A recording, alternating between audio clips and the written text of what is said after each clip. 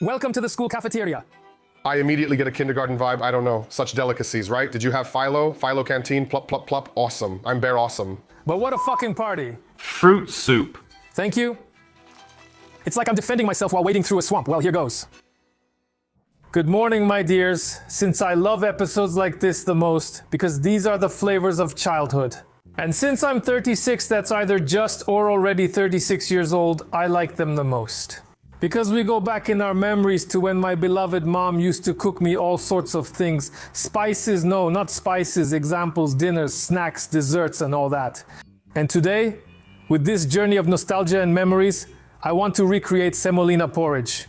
Just the simplest, most basic semolina porridge that my mom used to make for me, with cherry syrup. Even thinking about it brings it all back. It was always so nice. The spoon stood upright because it was so thick and I loved eating it. It was delicious. But can I make it just like my mom did?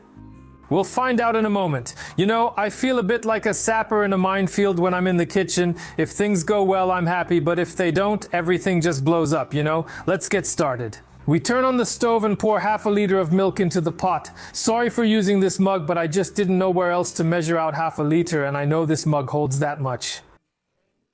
We cook it, but not until it boils, just until it's heated up. It just needs to be warm. Once the milk is warm, we'll move on to the next step. Wait, the ingredients? I forgot to tell you the ingredients. Here we have half a liter of milk, 4 tablespoons of semolina, and, well, it should be 1 tablespoon of sugar, but since I'm a sweet guy, it's 2.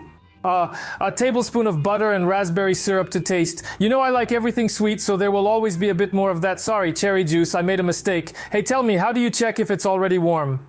Don't slurp it. It's getting warmer, so just add 4 tablespoons of semolina. This is very important. I always relied on this. You have to stir vigorously so it doesn't clump up, so it doesn't turn into, a block like a brick. That's not it. It should be, ooh, it's already boiling. Lower the heat. No. We add it, and once our semolina has adapted to the pot, we add sugar. Of course, nowadays we try to avoid sugar, but in recipes like this, it's a shame not to add it.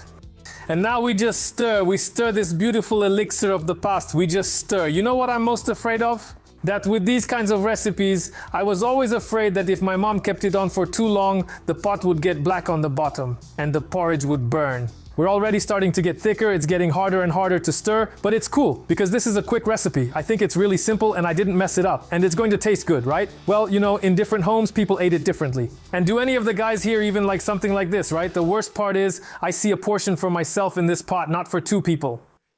As you can see, I still have some butter left, and it's here for a reason. It adds creaminess to the texture, as butter is a carrier of beautiful flavor and years. It will be added right now at the end. We turn off the burner. Now the porridge is slowly coming together. And we add a spoonful of butter. And look, this is it. This is the magic. This is what will make the porridge exceptional. Look how beautifully it melts. Bravo, bravo. Shout out to you, Mom. I'm glad I had something like this because it was so good. All right, beautiful. And here the butter has already melted. The burner is off. I'm pouring everything into bowls. I wait for it to set a bit. I add the sauce. And I call the guys for tasting. Oh, Hara will show you what I meant by that burnt pan. Hi, 2 tall people, I said this was just for me. Oh, that's what I was talking about. When Mom used to make it, that's what happened and I burned it. But you can't taste it, right? You won't taste it. Primoge Claimer, come on over.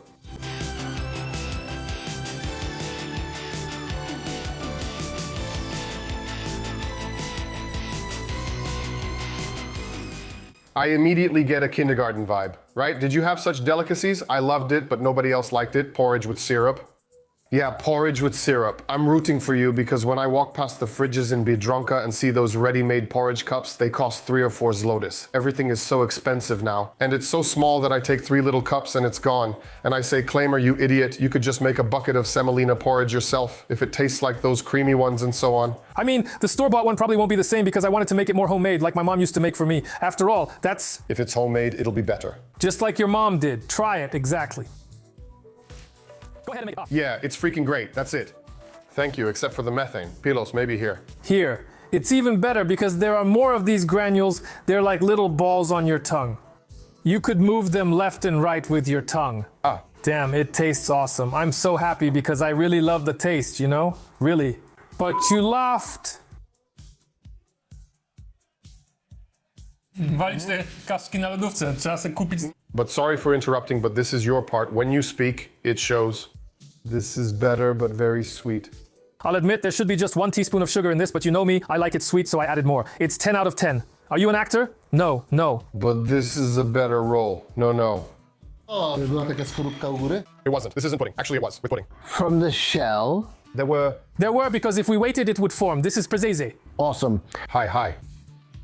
Hi, hi. Yeah, but I'll put it on her kind of. Me too sometimes for nothing. Yeah, honestly, I'd say you took some ready-made stuff and did it. But where's the oven after that? Admit it. Like in childhood burnt. But the whole herring is like in the old days. But that's exactly what I like. Simple recipes like this are often the best, the tastiest, and I swear... I swear. You know what's also beautiful? If someone knows this, they'll go back to their childhood, and if someone doesn't, they'll say, damn, why haven't I eaten this before? Is it cheap to make or expensive? Expensive, very. Very cheap. Semolina, I only put in 4 spoons. 400 grams of semolina, 2.59. But look, 2 bowls, hardly any of it's gone. Basically none of it's gone. You said it right, you could just throw it in a bucket. 4 spoons. Contact us. Arthur wants to film another How to Survive on 15 Zlotys a Day series since there were 5. Give him a thumbs up. I'll record my version after him and probably eat this semolina all week. Thank you very much. I'm glad you liked it, and I invite you to the next guy or the next method. Guy. Sorry again. All right. And the age will stay like that. Dear ones, this will be a culinary classic, a classic that I hope will spark a storm of comments, and it's about fruit soup. Fruit soup that I hope you remember from kindergarten, remember from school cafeterias, from vacations at grandma's. It causes a lot of controversy. For some it's a delicacy, for others it's a trauma, but I haven't really eaten it for about 30 years, and today I'll try to recreate this recipe, rediscover that taste, and see if it still tastes as good. I have the ingredients prepared here, including a mix of frozen fruits, so let's go. Let's get started. Everyone, let's get to it now. 750 grams of fruit. Of course, you can buy fresh ones, or you can go with a mix of frozen fruits. Here, I decided to go with a mix of everything. Strawberries, cherries, blueberries, whatever your heart desires. We put them in a pot and pour in about 1.5 liters of water. If the fruits are sour, you'll need to add some sugar. About 5 or 6 tablespoons of sugar will balance out that sour taste. Then we bring everything to a boil and wait until the fruits soften and release all their aroma. Alright, and to make sure our soup doesn't just turn into a simple compote, we need to give it a velvety texture. And here, as I've seen, there are 2 schools of thought. Either you dissolve 2 heaping tablespoons of potato starch in 300 ml of cold water, or to enhance the flavor and color, you add 2 heaping tablespoons of fruit jelly powder. No matter which version you choose, you slowly pour the whole mixture into the boiling soup, stirring vigorously the entire time to prevent lumps from forming. The soup will thicken nicely right away. And it will get glossy. We cook it like this for another minute and then take it off the heat. Well, if we're going classic, then classic it is. So I'm reaching for the pasta. In my case, it'll be fusilli, but of course you can also go with the standard classic shells. It's important not to overcook it. The al dente version will work perfectly here. And now it's time for the absolute finishing touch to this masterpiece, which is 18% cream. To make sure it doesn't surprise us and curdle in the hot soup, we need to temper it first. Pour 1 or 2 ladles of hot fruit soup into a bowl. We whisk it thoroughly, and only then do we pour this mixture back into the pot. And look what happens. The soup gets that beautiful pastel pink color. Let me know if you serve this fruit soup more often hot, or maybe chilled on hot days. In a moment, we'll find out if it tasted the same 30 years ago. I'm calling the guys for a Back to the Future moment.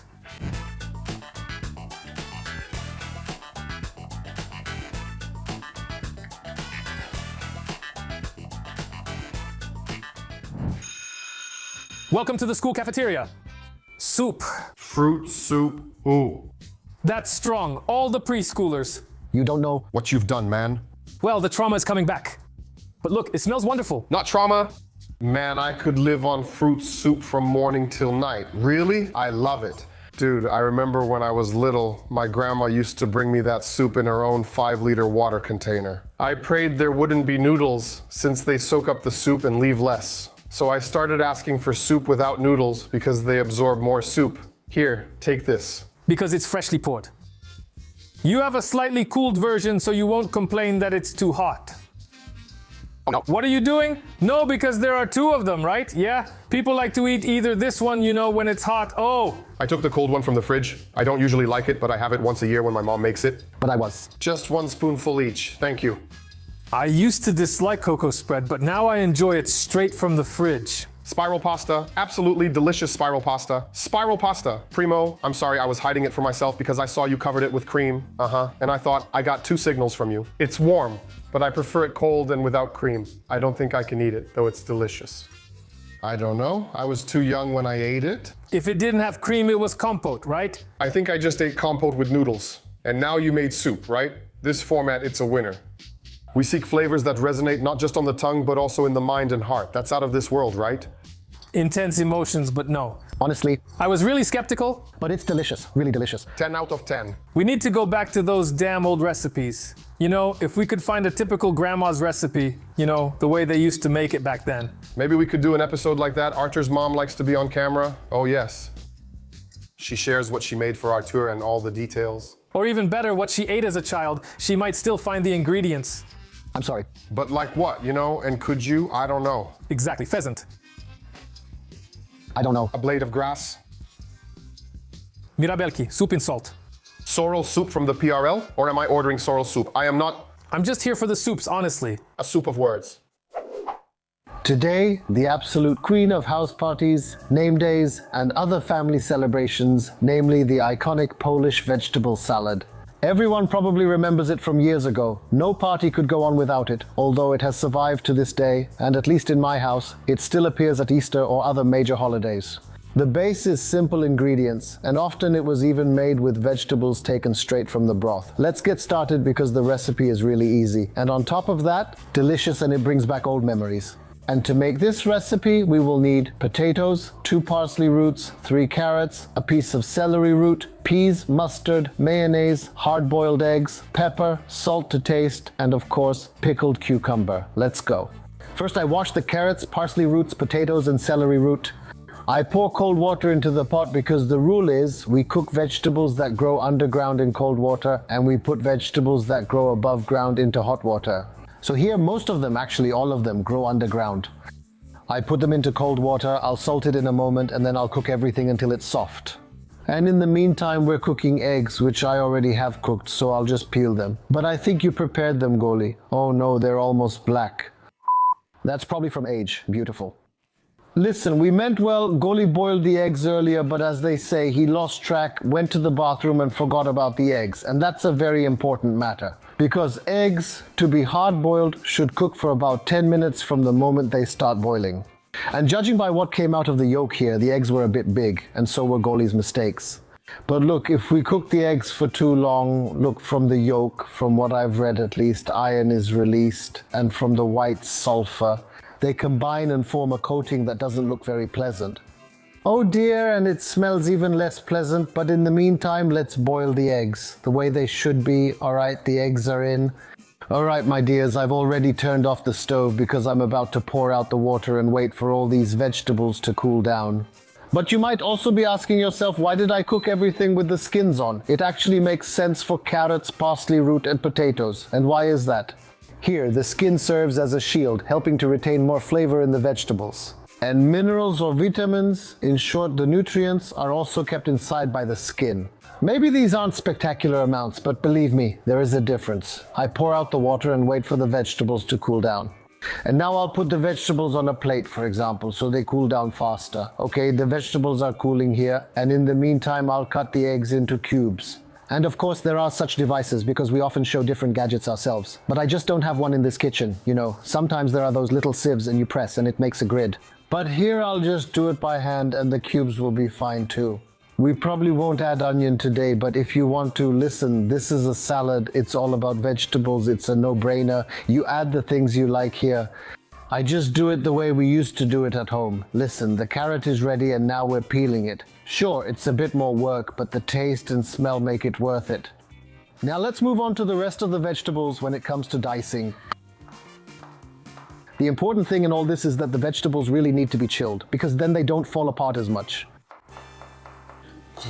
Look how much heart goes into this salad. It's not that easy, contrary to what you might think. It's simple, even trivial, because really all we did was boil and chop the ingredients. But there's a bit of work involved, so we have to appreciate the skill of our moms and grandmas. The Piaudalera cuisine, the food from those years, wasn't anything fancy. These were simple ingredients. Most people had them in their gardens, and if someone didn't have a garden, they had family who did. And if someone didn't have family with a garden, they could easily buy it at the market. And not too much celery root either, it was supposed to be a quarter here. Dear ones, all the ingredients are ready. All that's left is to combine everything together. Here goes the pickled cucumber, of course the egg, peas, a spoonful of mustard, and of course, dear ones, something that plays the leading role here. Mayonnaise, which if it was hard to find in the store, you could easily make yourself at home. Here we add 4 generous spoonfuls. And now I'll gently mix everything together. But before I do, I'll add some salt and plenty of pepper. But can you hear how nice that sounds?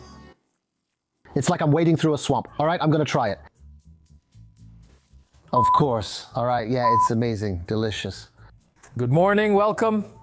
But it splashes, it splashes. I feel the crocodiles biting, but tomorrow the refrigerator will be right of Merling. So, as you know, if you have a name day tomorrow, because grandma, mom, dad, cousin, uncle, well, make that salad a day earlier. Trust me, it will soak in. It'll be amazing. That's exactly what it reminds me of, those name days. I wonder if young people still do that. Let me know in the comments. Do they still make salad, right? I'm not talking about the 80s and 90s, but the younger ones. Do you make and bring those salads at home? And do you like them? I love them, but you can't overdo it with the mayonnaise because some people really pile it on here. Yes, yes, yes, and they also make it with peas. Hearts, ha ha ha ha. Because I'll probably do it. Well, Yes, I'm listening. look, it can't be bad. The potato is delicious, the cucumber is nice, this is perfect. Jesus quickly said he had the first shot. Good times, watch the results and try making something like this at home. Write in the comments if you do it a bit differently, or if you add other ingredients, or maybe your grandma once had a game changer and added something that blew up the flavor. Is that good? Very good. Yeah, honestly, it's delicious. It's so delicate and yeah. It is. That's how it should be, since some people here overdo it. I either have a cold or can taste the egg. Look at this. Covered in mayonnaise on top, but plain. Give me the other one, that's the quintessence. Oh, the quintessence. In my opinion, that's how it used to be. Hey, Groshek, here are more decorations. I really like it. But do you make it at home? And Paolo, listen to this. That changed for me. My wife is a fan. I mean, she loves doing it and I never liked it. For me, it was always something for old families. Older people always ate that. Old people. Well, she tries to make our kids eat it. They try to resist it too. But at some point I got old and I said, Marta, it's good, isn't it? Yeah, it's nice, but try it. So try this one, because this one is covered with mayonnaise on top on purpose. But it's delicious too. You know what? The best, the very best? Bread thick with lard. But it's so delicious. If you chew it a little longer, and remember, you can use some mayonnaise. But there's a 90s vibe, right? Maybe you know, you want everything to come back, and I wonder if everyone didn't make almost the exact same thing. Yeah. The process is done. The simple ones were at the summer house. Or, From the neighbor. and everything tasted the same, right? Simple, cheap, inexpensive ingredients. Listen, there's a bit of fun in it because there's a lot of cooking and chopping, but it's something anyone can make it because you just mix it together. Oh, Jesus, I need more. Can you help? Here you go. There's still one more bowl. Delicious. We'll eat this. Let's go to the next. Good morning, ladies and gentlemen. Today we're going back to memories, I think, for many, many of you. There will be something for your sweet tooth, as they say, and it's going to be very sweet. For this ingredient, you need these cake wafers. No, these aren't the ones. Oh yes, cake wafers. They didn't have square ones. At my house, my grandma, God rest her soul, always made it with those square ones. And she used to cut them, remember, Kubush, at an angle like that. Not regular cubes, but the strips were glued together that way. I still like those wafers today. And we're going to make them in a very simple way, but besides the filling for our wafers, we're also going to make ice cream broken up with chocolate. Look, it's going to be brilliant, which is very important for you. For the wafer filling, I'm making a double portion because I'll eat it with a spoon and because I'll be making chocolates out of it. So normally you'll need half of what I'm about to tell you, unless you're making as much as I am. So let's get started. We'll turn on the pot lightly. I'm putting 2 cubes of butter into my pot, and I'm melting them gently. 100 grams of butter has about 750 calories. We used 400 grams, so that's 3,000 calories. Beautiful. Roman. We won't starve. I'm giving a double portion, which is 250. You can take 125 if you want a single portion. All right, there are actually 270 here. Hop! All right, now we add the sugar. And here again, we're piling on the calories. I don't know if I'll have enough sugar. Hey, how is it measured? I've got 290, but I'd round up to 300. Doesn't matter. Hopla. Oh, Jesus, it already smells like childhood, so I had it sweet and fatty. Now, depending on how chocolatey you want the filling to be, you add cocoa. I'll add cocoa. Standard amount is 30 proportions, so you already know my math. I'll add 60 and it'll be perfect. Real cocoa without sugar. Beautiful, Roman. I sprinkle it in while stirring gently. It already looks like icing for Merzenette cake. It even smells like icing for Merzenette cake. Can you smell that, Kuba? Damn, you can't say that anymore. What's that cake called? Brownie, right? That PRL-era Polish brownie. That's what it smelled like. I didn't mean anything bad, but now it could be taken the wrong way. All right, I need to check if it tastes right. Vending machine chocolate. Krzysiu, do you know why I called you? Because we're going to eat. But you're a specialist. You're obsessed with one drink. Oh yes, cocoa. You smell really nice. Yes. Thank you very much. Oh, Jesus, so fresh.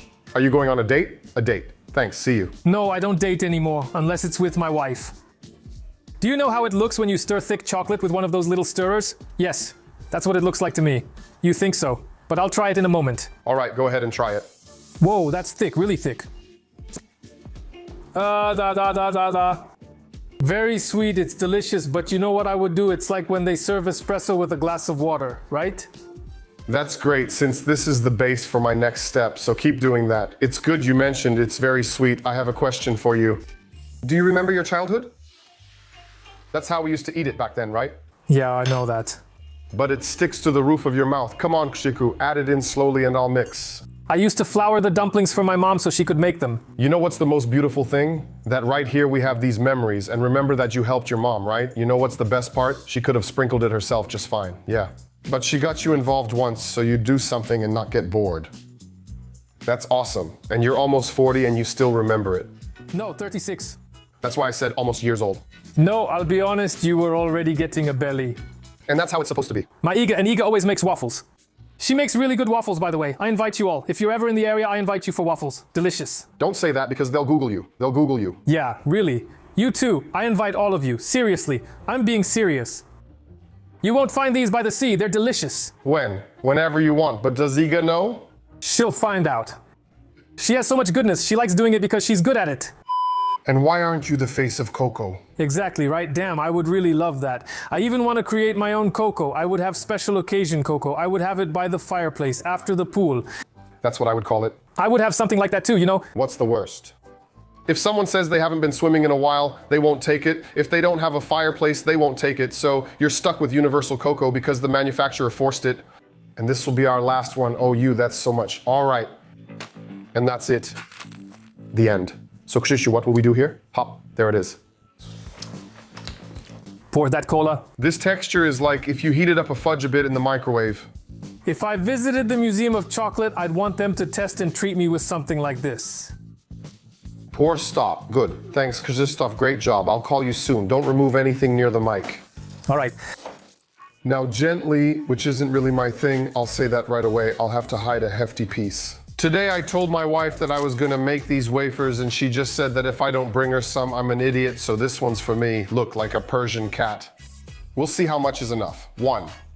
I think these 2 should have a big knife, like the ones used for cakes. I'm not afraid it'll come out the side. All right, and now what's important? Tempting as it is to put the wafer on and spread it, it actually helps us. It cracks, so this has its own thickness. That'll create pressure, so first I'll spread some on 4 of them and then I'll stack them one on top of the other. You know what I mean, Kuba? And then I cover it with the last one, right? So the pressure spreads out. Well, some of the layers are a bit too thin, but I think it'll be okay. I'm cutting it and you guys take a look at how it looks. And honestly, believe me, I can't wait any longer. I'll clean up and then show you the results.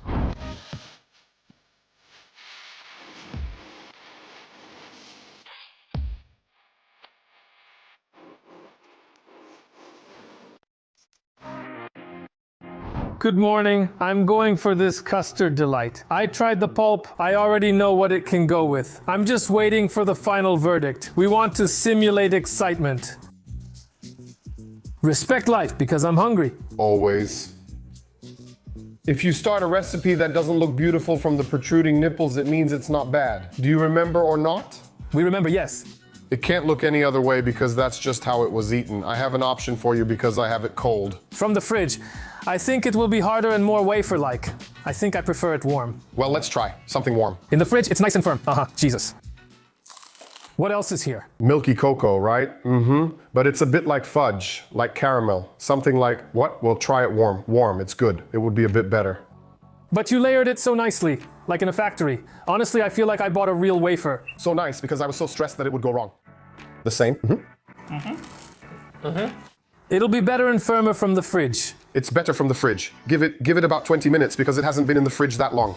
But there's cocoa, there's that sweetness, and it's a nice kind of sweetness. Oh Jesus, there's some left too, man. Oh Jesus. Also, Not here in Poland. My grandma made it. My father-in-law has always made it and still does. And my kids love it. He makes chocolate ice cream with it. It'll be a treat for our viewers.